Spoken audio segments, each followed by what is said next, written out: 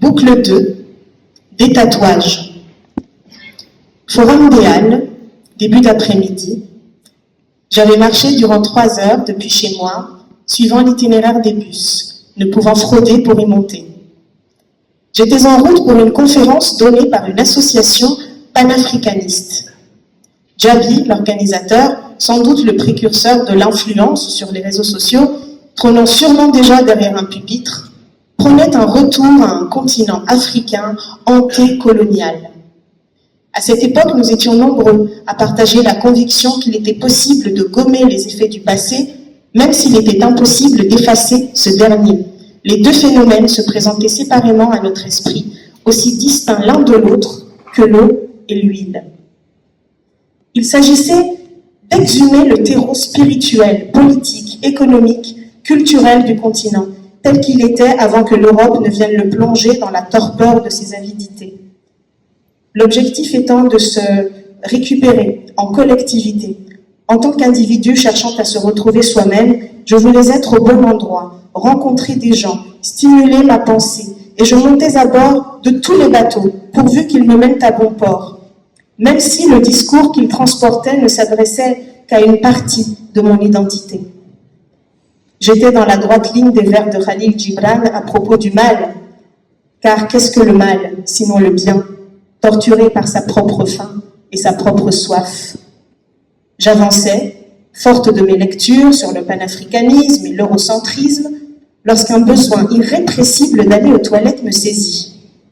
Mon corps, qui décidément outrepassait son périmètre de décision, me signalait son refus d'aller à cette conférence, de prendre parti, même si j'avais peur de ne pas faire partie d'une communauté. Je voulais me forcer à y assister, parce qu'il était impensable à mes yeux d'avoir consacré 5 ans d'études universitaires à me préparer à un métier que je n'exercerai pas. Certaines femmes de mon âge en étaient au choix qui influent sur le cours de toute une vie, acheter une maison ou un appartement, rentrer au pays ou se construire ici.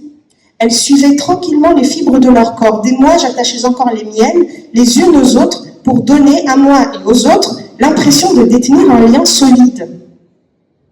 Par conséquent, je multipliais les occasions de maintenir mes compétences à flot.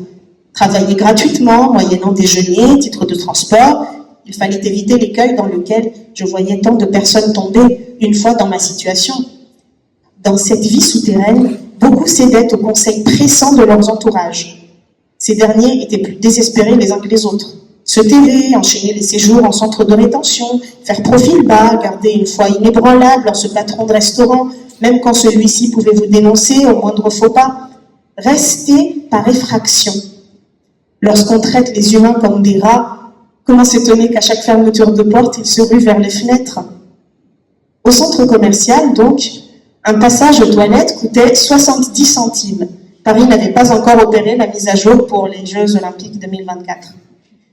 Alors que je furetais dans mon porte-monnaie, puis dans mon sac, mon estomac se nouait. Je savais très bien que ma fortune culminait à 50 centimes et que le prochain virement bancaire de la part de mon père ne serait effectif que dans une semaine.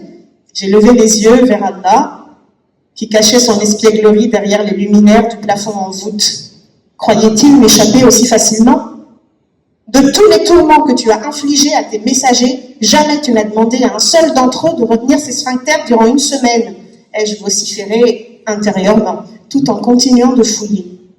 Et comme une réponse malicieuse, à ma pièce de 50 s'en est ajoutée une autre. Je l'ai saisie et fait tourner entre mon pouce et mon index, toujours dissimulé dans mon sac, n'osant pas encore la regarder. Elle avait le diamètre d'une pièce de 20. Lorsque j'ai enfin osé l'exposer au néon, son éclat doré m'a presque ébloui.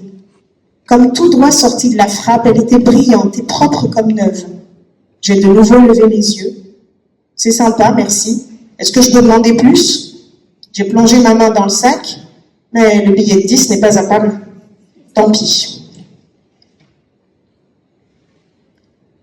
Depuis l'institution des frontières et des permis de séjour, il me semble que le parcours d'un être humain en tant que citoyen d'un pays ressemble à s'y méprendre à un cours de chimie. Qu'il me soit permis de paraphraser ma professeure en cela, une femme tout en rondeur et en beauté. La boucle qui suit consistera donc en une révision des 3 principaux états de la matière, solide, liquide, gazeux. Entre les trois, il existe un état dont vos meilleurs enseignants ne vous ont jamais parlé, mais qui se manifeste bel et bien quand les conditions sont éparses et mérite donc démonstration. L'état brumeux. Solide. Personne titulaire de la légalité, détentrice d'une CNI, carte nationale d'identité. Pour ceux dont l'Eldorado est plutôt américain, prononcé Green Card. Liquide. Individu en période d'essai renouvelable, sous condition, possesseur d'un titre de séjour. Gazeux. Immigré et non expatrié, ayant terminé sa période de séjour dans le pays d'accueil et se préparant à quitter ce dernier en paix. Il faut savoir dignité gardée. Brumeux, emprunteur d'espace à la consistance vaporeuse et volatile, refusant de partir, mais à qui il est refusé de rester.